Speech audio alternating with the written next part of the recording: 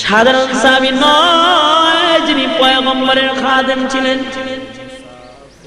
হযরতে আবু যর গিফারি, হযরতে আবু যর গিফারি খাদিমে খায়রুল বশর, खिदमतू में जिंदगी भर ना बनाया अपना घर। নবীর খেদমত করতে করতে নিজের জন্য একটা ঘর বানানোর টাইম পায় না এমন একজন সাহাবী। দুইটা হাত তুলে ডেকে বলতেছে, ও খলিফাতুল মুসলিমিন, এই যুবকের একজন ভাই যদি মদিনায় থাকতো তাহলে ভাই ভাইয়ের জিম্মাদার হয়ে যেত। খলিফাতুল মুসলিমিন পয়গম্বরের মুখে নিজ কানে শুনছি, আল মুসলিমু আখুল মুসলিম, মুসলমান মুসলমানের ভাই। রক্তের বন্ধনের দরকার নাই, কোরআন শরীফের বন্ধন আছে আমাদের মধ্যে। সুবহানাল্লাহ জোরে কোন, আর জোরে চিল্লায় কোন সুবহানাল্লাহ।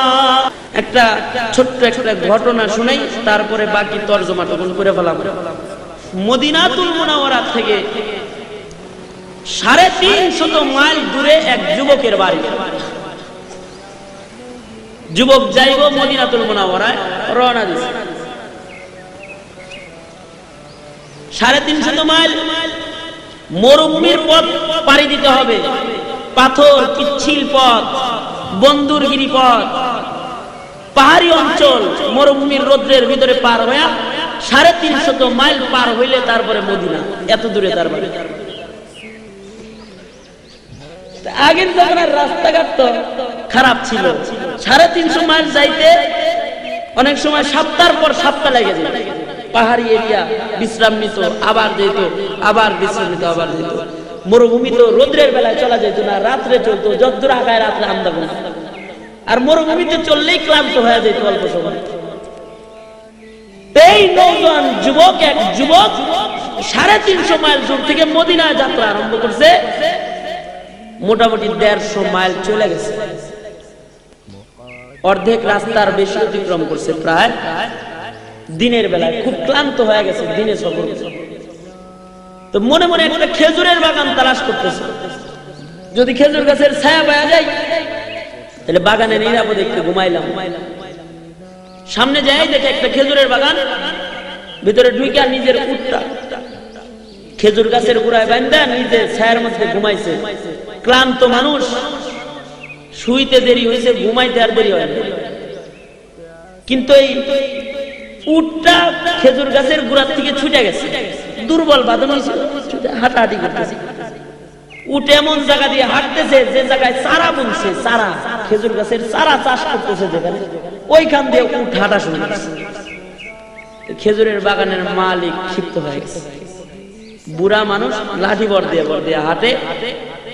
এই বেচারা আইসা চারার ভিতরে সে যায় তো আর ওটা আনতে পারে না, এই জন্য এদিক থেকে ঢিল মারছে। ঢিলটা এত জোরে একটা ঢিল মারছে, একটা চুক্কা পাথর মারছে যে মাথার হাড়ের ভিতরে লেগে হাড় ফাইটা ছিদ্র হয়ে গেছে। তো উটের মাথা দিয়ে রক্ত বাইরে হইতে হইতে এক পর্যায়ে উটটা রক্তক্ষরণ অবস্থায় মারা গেছে। মুসাফির যুবক খেজুরের পাতার ফাঁক দিয়ে সূর্যের আলো এসে চোখে পড়ছে, ঘুম ভাঙে গেছে। ঘুম ভাঙে দেখে উট নাই, এমনি ক্ষুধার্ত। আবার মুসাফির মাথা তো এমনি অনেকগুলা দিয়ে গরম, আবার মুসাফির মাথা তো এমনি অনেকগুলা দিয়ে গরম। খিদা লাগলে মাথা গরম হয় না? তো না খাওয়াতে হয় একে তো রাগ। আবার মুসাফিরের চিন্তা যে এই মরুভূমির বালি কেমনে যাবো, উট কই গেল। খুঁজতে খুঁজতে যায়, দেখে যে বাগানের এক কোনায় চারা গাছ বপন করছে, তার পাশেই উটটা রক্তক্ষরণ অবস্থায় মারা গেছে। কে মারলো? বুড়া চাচা বসে আছে। চাচা মিয়া স্মরণ মনা মুসলমান, সেও মুসলমান। চাচা বলে ফেলছে যে আমি মেরে ফেলেছি। রাগের মাতালে আর নিজের কন্ট্রোল রাখতে পারে নাই, চাচারে এমন পিটাইছে। পিটানি খায় চাচাও এক পর্যায়ে অজ্ঞান হয়ে, চাচা দুর্বল মানুষ, চাচাও মারা গেছে। কিন্তু মুসলমান যদি কোনো অপরাধ করে তাহলে মুসলমানের অনুশোচনা আসা চায়। বউ তালাক দেওয়ার পরে যেমন কোন সূচনা আসে, আরে কি করলাম, তখন হুজুর রে যায় কয় হালাল করে দেন, হালাল করে দেন, হ্যাঁ এখন হালাল। ও তো এরকম ঠিক মানুষ মারার পরে হুসাইছে, এদের করলাম তাই হাসরের ময়দানে খুনি হয়ে দাঁড়াম আল্লাহর কাছে, ভয় এসে খুন করে আর যায় না, দাঁড়ায় রয়েছে। বিকাল বেলায় পুরার দুই সন্তান খেজুরের বাগানে আসছে বাবার সন্ধানে। বাবার লাশটা পড়ে আছে, পাশে একটা মরা উট দেখা যায়। নওজোয়ান এক মুসাফির যুবক পাশে দাঁড়ায় রয়েছে। দুই সন্তান এসে ডেকে বলে, এ নওজোয়ান যুবক, জানো কি আমাদের পিতারে কে মারলো? যুবক বলে, আমি মুসাফির, আমি মেরে ফেলছি, আমি মুসলমান। তুমি মারছো, আবার দাঁড়ায় রয়েছো, পালাও নাই তুমি? বলেন না, মাথা গরম রাগের অবস্থায় মেরে ফেলছি, আমি তো আসামি হয়ে গেছি।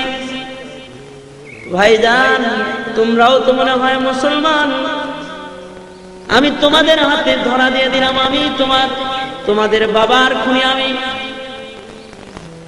সুতরাং ভাই, শরীয়ত আদালতে চলে যাই, আমি খুনি, আমার খুনের বিচার হয়ে যাক। দুনিয়ায় অপরাধের শাস্তিটা দুনিয়ায় পাওয়া যায়।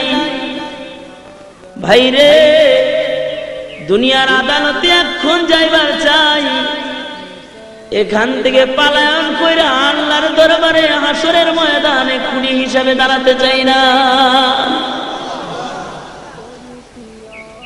বাপ হারায় গেছে, যুবক দুইটাও তো খেপা। নওজোয়ান নিয়ে মদিনাতুল মুনাওয়ারার দিকে রওনা দিছে খলিফাতুল মুসলিমিন হযরত ওমর ফারুক। আচ্ছা, বিচার দিয়ে দিল। খলিফাতুল মুসলিমিন বিচার করলেন, তোমার উট মারছে, তোমার একটা উট দিয়ে দিলেই তো হইতো, তুমি মানুষ কেন মারলা? হাতের বদলা হাত, পায়ের বদলা পা, নাকের বদলা নাক, কানের বদলা কান, জানের বদলা জান। খুন করছো, খুনের বদলা তোমার গলা কাটা যাবে। জল্লাদকে আদেশ করা হইল, আদেশ কার্যকর করা হোক, ফাঁসির কাষ্টি দিয়ে দাও। খলিফাতুল মুসলিমিন নওজোয়ান যুবককে ডেকে বলে, মরার পূর্বে আপনার কি কোনো মনের বাসনা আছে? তিনি বলেন, পুরা করা হবে। নওজোয়ান যুবক ডেকে বলে, আমি মুসাফির, আমার মনের একটা শেষ তামান্না আছে, জানি না ওটা পুরা হবে কিনা। বলে, কি? বলে, আমার বাড়ির থেকেও বহু দূরে এক ইহুদির বাড়ি, আমি ব্যবসার জন্য ওই দূরে গিয়েছিলাম। ইহুদির কাছ থেকে আমি কিছু টাকা বাকি মাল বাড়িতে ফিরছিলাম। ইহুদিরে মালের টাকা গুলা ইহুদিরে দেওয়া হয় নাই।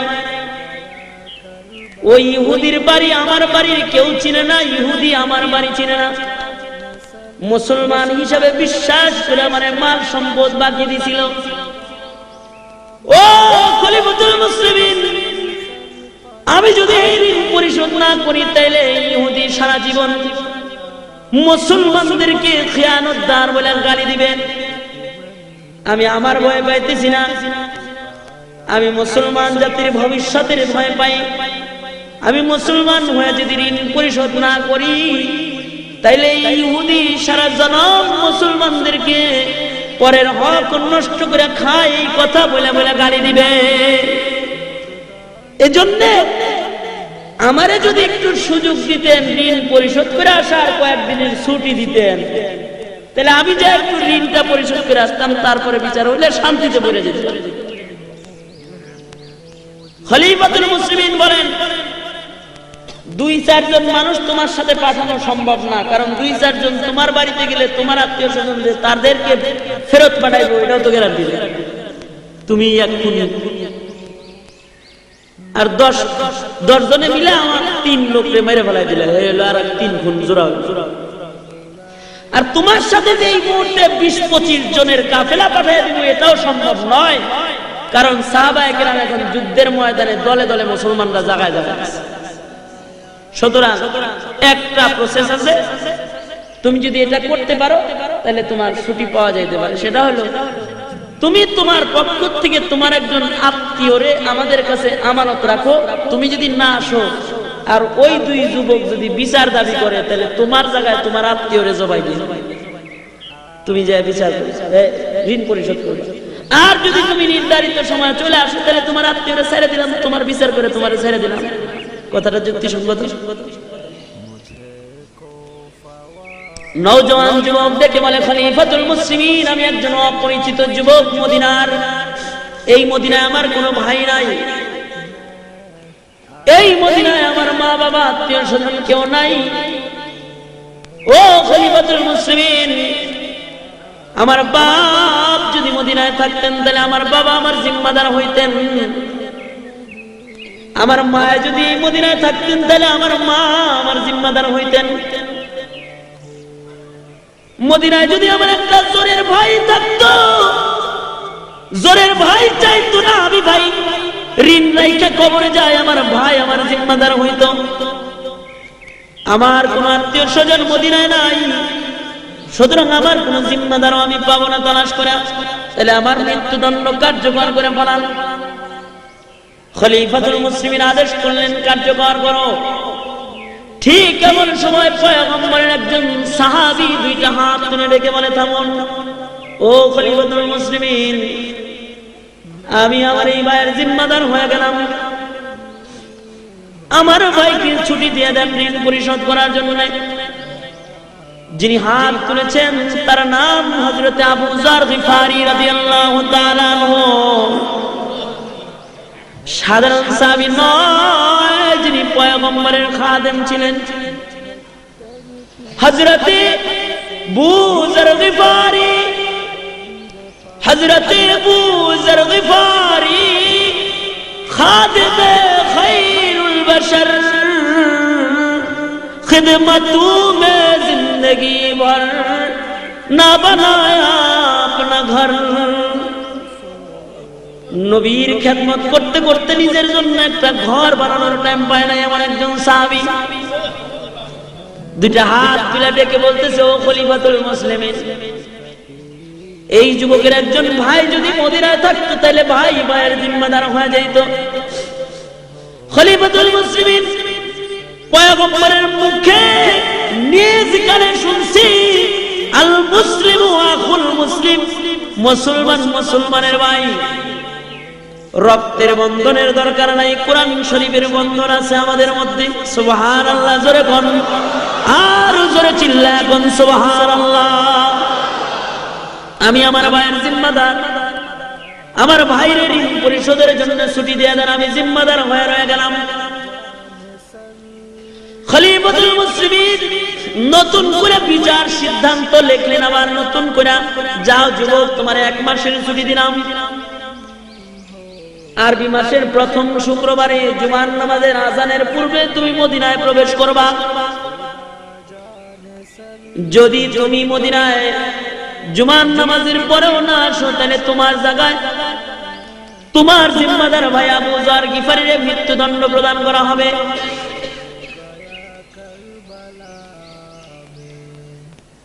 নওজোয়ান যুবক ঋণ পরিশোধের জন্য যাত্রা আরম্ভ করলো নিজের বাড়ির দিকে।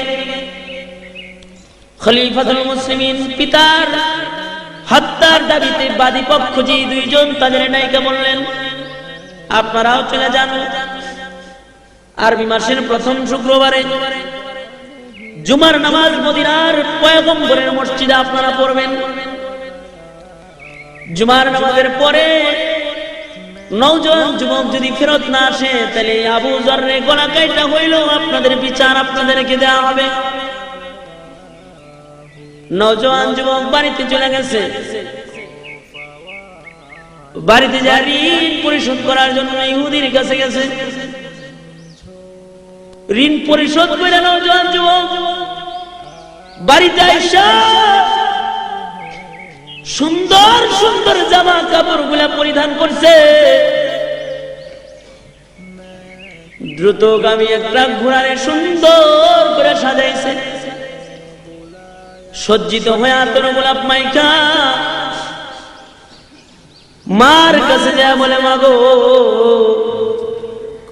মা, ও মা, আমি তোমার সন্তান। মারে, তুমি তো চাও না তুমি হাসরের ময়দানে খুনি সন্তানের মা হয়ে দাঁড়াও। মা গো, জীবন ভর তুমি আমার সেবা করছো, আমি তোমার কোন সেবা যত্ন করতে পারি নাই। মা, বাড়ির থেকে যখনই বের হয়েছি তখনই আমি তোমার কাছ থেকে বিদায় নিয়ে বের হয়েছি, আবার আইছি। মা গো, আজকে একটা বিদায় নিবার চাই মা, এটা জিন্দিগির শেষ বিদায়। মা গো, তোমার হাত দুইটা আমার মাথার পরে রাখো মা। মা গো, দুধের দাবিটা মাফ করে দিও। আমি মদিনায় চললাম পাক পবিত্র হইবার জন্য। মা, আমার মাথায় হাত দিয়ে আমারে জিন্দিগির শেষ দোয়াটা তুমি এখন দিয়ে দাও। মা, তোমার সন্তানের জীবনের শেষ লোকমা খাবারটা তুমি খাওয়ায় দাও। তোমার সন্তান আর কোনদিন তোমার দরবারে এসে দাঁড়াবে না। মা, বাবার কাছে দেখো, বাবা গো, ও বাবা, দেন ওই বুকটা একটু দেন। কত বুকের মধ্যে শোয়া রাখছেন বাবা, বুকটা একটু দেন। জিন্দগির শেষ বারের মতো আমার বুকটা আপনার বুকের সাথে একটু লাগা যায়। বাবা গো, আমার বিচার হইব মদিনায়। পিতামাতার কাছ থেকে জিন্দগির শেষ বিদায় নিয়ে নজন যুবক যাত্রা আরম্ভ করছে মদিনার দিকে। এদিক দিয়ে মসজিদে নববীতে জুমার নামাজের আজান হয়ে গেছে, এখনো পর্যন্ত কেউ মদিনায় আসে নাই।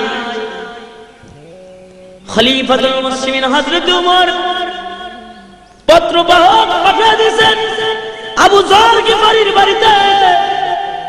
আবু যর জীবনের শেষ জুমার নামাজ পড়াইবার লাইগা মসজিদে নববীতে এসে যান।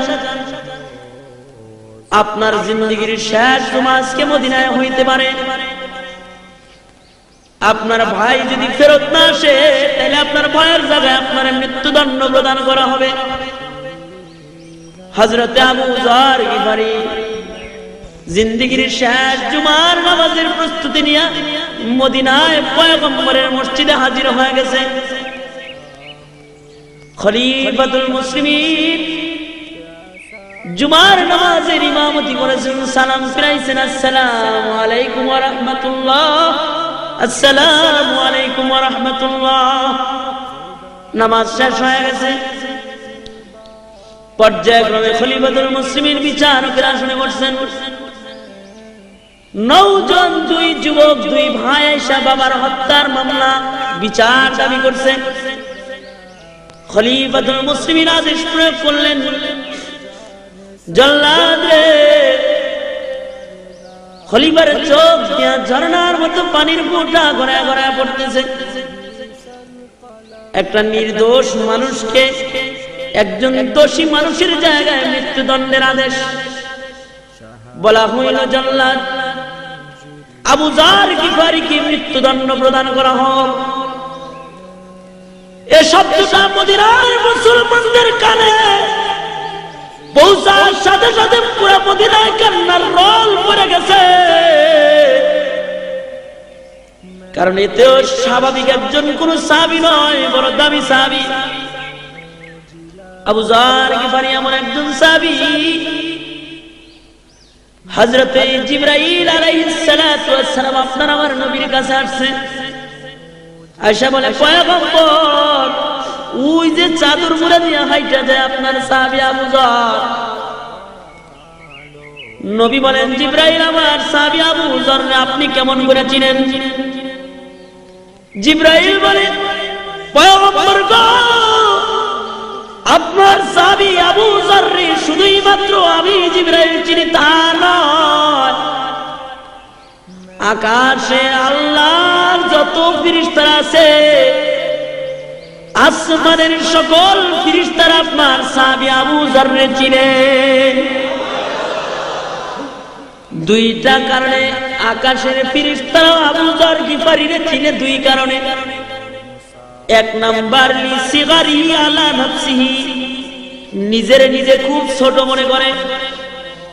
মনে করে আল্লাহ যদি জাহান্নামে দিবার লেগে কোনো মানুষ বানায় থাকে তাইলে মনে হয় আমারে বানাইছে। আর একটা কারণ হলো লিকাসরাতি তিলাওয়াতি সূরাতুল ইখলাস। সূরা ইখলাস নামে একটা সূরা আছে যা 3 বার পড়লে খতমের সওয়াব জমা করা হয়। কুল হুয়াল্লাহর সূরা এমন একটা সূরা যা 3 বার পড়লে খতম কোরআন শরীফের সওয়াব হয়। আবু যর এই সূরাটা এত বেশি তেলাওয়াত করে যে তার আমলনামায় এত খতমের সওয়াব আছে যা অন্য কোন মানুষের আমলনামায় নাই। সুবহানাল্লাহ। মদিনার লোকেরা কান্দে, নির্দোষ একটা মানুষের জায়গায় এমন একজন বরকতি মানুষকে মৃত্যুদণ্ড প্রদান করা হবে রে। মদিনার সবাই কাঁদতেছে কিন্তু একজন হাসে। হযরত আবু যর গিফারী হাসতেছেন। লোকেরা বলে, আবু যর তুমি হাসো, কেন হাসো? আবু যর বলে, তোমরা কেন কাঁদো? কাঁদো না, আমি আমার নবীর শাফাত কিনতেছি, আজকে শাফাত খরিদ করতেছি আমার নবীর। হাসরের কঠিন ময়দান যেদিন শুরু হবে, আমার পয়গম্বর একজন কালেমাওয়ালার জন্য বাচ্চাওয়ালা মুরগির মতো উড়াল দিয়া কালেমাওয়ালার পাশে এসে দাঁড়ায় যাবে। যে পয়গম্বর একজন কালেমাওয়ালার জন্য বাচ্চাওয়ালা মুরগির মতো উড়াল দিবেন, আমি সেই পয়গম্বরের একজন কালেমাওয়ালার জন্য জান বিলাইতে পারতেছি। এই ভালোবাসাটাও তো হাসরের কঠিন ময়দানে আমাকে আমার পয়গম্বরের হাতের শাফাতের কাছে নিয়ে যাইতে পারে। সুবহানাল্লাহ। আবু যর গিফারীকে মৃত্যুদণ্ড দেওয়া হয়। জল্লাদ আগাইতেছে ছুরিটা নিয়ে। জল্লাদ 1 কদম আগায় তো 2 কদম পিছায়। জীবনে কোনোদিন এই বিচারণায় কারো বিচার করার সময় জল্লাদের চোখ দিয়ে পানি পড়তে দেখা যায় নাই। আবু যর গিফারী সামনে জল্লাদ যায় আর চোখের পানি ফেলে কাঁদে, কারণ এতদিন বিচারের মঞ্চে আসামিরা উঠাইতো, আজকে একটা জান্নাতি সার্টিফিকেটওয়ালা মানুষকে উঠাইছে। ঠিক এমন সময় একজন নায়িকা মানে জল্লাদ, থামো, ও খলিফাতুল মুসলিমিন একটু অপেক্ষা করেন। ওই যে নজর করে তাকায় দেখেন মদিনার বালু ঝড় উড়াকে যেন মদিনায় আসতেছে। একটু অপেক্ষা করে, কে আসে মদিনায়? বালু ঝড় উড়াকে যেন আসে, একটু অপেক্ষা করেন। সকলে অপেক্ষা করল। নওজোয়ান যুবক ধুলা মাখা অবস্থায় ওলা কেশ পাগল বেশে এসে মদিনায় ঢুকছে। ঘোড়ার পিঠ থেকে লাফায় নাই বা খলিফাতুল মুসলিমিনের সামনে যায় দাঁড়াইছে। দাঁড়ায় ডেকে বলে, ও গো খলিফাতুল মুসলিমিন, রাস্তায় ঘোড়ার জিন পোষ ভাঙা গেছিল, এজন্য দেরি হয়ে গেছে, তাছাড়া নির্ধারিত সময়ে আসতাম। খলিফা গো, পবিত্র হয়ে কবরে যাইবার চাই, কুড়ি হয়ে যাইবার চাই না। এজন্য 350 মাইল দূর থেকে ঘোড়া দৌড়ে আসছি পাক হইবার জন্য। আমার ওই নির্দোষ আবু যর বাইরে নামায় দেন, আমি পাপীর গলায় পাপীর শাস্তি চাপায় দেন। খলিফাতুল মুসলিমিন হযরতে উমরে ফারুক নওজোয়ান যুবকটারে জড়ায় ধরছে, কপালের মধ্যে চুমা খাইতেছে আর বলতেছে, শোনো যুবক, যেই লোকটা 350 মাইল দূর থেকে পাক হয়ে কবরে যাওয়ার জন্য খুনের সাজা গলায় নিতে ঘোড়া দৌড়ায় মদিনায় আসতে পারে, তারে পাক পবিত্র করার জন্য গলা কাটার দরকার নাই। তারে তো আল্লাহ বহু আগেই পবিত্র জান্নাতি মানুষের খাতায় তার নাম উঠায় দিছে, কিন্তু ইসলামের বিধান মৃত্যুদণ্ড কার্যকর করতেই হবে। এক পবিত্র মানুষের নামায় আর একজন পবিত্র মানুষকে উঠাইতেছে জান্নাত। মদিনায় কান্নার রোল পড়ছে, ঠিক এমন সময় আরো দুইজন মানুষ দাঁড়ায় বলতেছে, ও খলিফাতুল মুসলিমিন, যেই নওজোয়ান যুবক 350 মাইল দূর থেকে পবিত্র হইবার জন্য মদিনা আসতে পারে, সে কোনদিন ইচ্ছা কইরা মানুষ মারতে পারে না। ও খলিফাতুল মুসলিমিন, আমরা ওই দুই যুবক যারা বাবার হত্যার বিচার আপনার কাছে দিয়া আমাদের এই মুসলমান ভাইরে ফাঁসির আদালতে দিয়া গেছিলাম, ও খলিফা আজকে একটা নতুন দরখাস্ত করতেছি, খলিফা গো, বাপের হত্যার বিচার ক্ষমা করে দিলাম, ওই জায়গা থেকে বাইরে নামা দেন, বুকে করে আপন ভাই বানায় নিজের বাড়ি নিয়ে যান।